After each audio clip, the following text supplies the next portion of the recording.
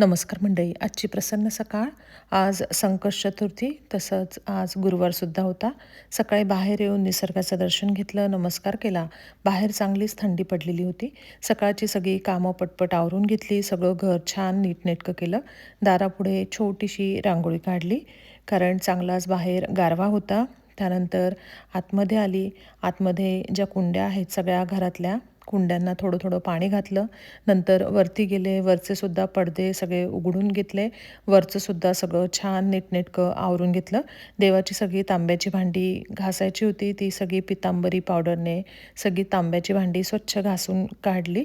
नंतर चांदीची जी भांडी आहेत त्याला रुपेरी जे आहे लिक्विड ते वापरलं. त्याच्याने चांदीची भांडी पण स्वच्छ केली. देवघर सगळं छानपैकी पुसून आवरून घेतलं. पूजेचं सगळं साहित्य काढून ठेवलं आणि हे सगळं काढून झाल्यानंतर शांततेत बसून मनोभावे आधी सगळ्या देवांची पूजा केली.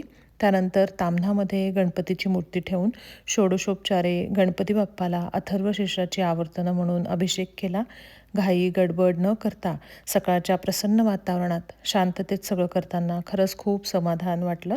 नंतर गणपती बाप्पाला नैवेद्य दाखवून आरती केली आणि हे सगळं झाल्यानंतर शेवटी हळदी कुंकू बाप्पाला वाहिलं, देवाला वाहिलं आणि हात जोडून नमस्कार केला. सगळ्यांचं कल्याण कर, चांगली सगळ्यांना बुद्धी दे म्हणून देवाला प्रार्थना केली. नंतर शांततेत बसून नित्यसेवेचं जे वाचन करते ते सगळं वाचन केलं.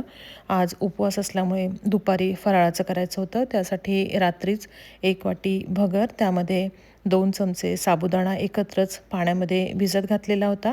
सकाळी मिक्सरच्या भांड्यामध्ये भगर, त्यानंतर त्यामध्ये साबुदाणा आणि अर्धा उकडलेला बटाटा, हिरव्या मिरच्या, जिरे आणि मीठ घालून मिक्सरमधनं बारीक असं डोस्याचं हे वाटण तयार करून घेतलं. आणि याच्यासाठी चटणी करायची म्हणून ओलं खोबरं, त्यामध्ये 2 चमचे दाण्याचं कूट, 2 हिरव्या मिरच्या, थोडंसं जिरं आणि मीठ घातलं आणि थोडंसं पाणी घालून ही जी चटणी आहे डोस्यांची ती चटणी फिरवून घेतली. जर तुमच्याकडे कोथिंबीर खात असतील तर तुम्ही याच्यामध्ये कोथिंबीरसुद्धा घालू शकता. वरून जिऱ्याचा त्याला तडका दिला. नंतर तवा गरम करून घेतला आणि तव्यावर गरम गरम डोसे केले आणि थोडं थोडं वरून डोस्याला तूप लावलं. जर शेंगदाण्याचं तेल लावायचं असेल तरीसुद्धा याला शेंगदाण्याचं तेल लावू शकतो. आणि याच्यामध्ये उकडलेला बटाटा घातलेला होता, त्यामुळे छान मऊ असे हे डोसे तयार झाले आणि डोसे केले. अशा प्रकारे दुपारचा फराळ केला. धन्यवाद.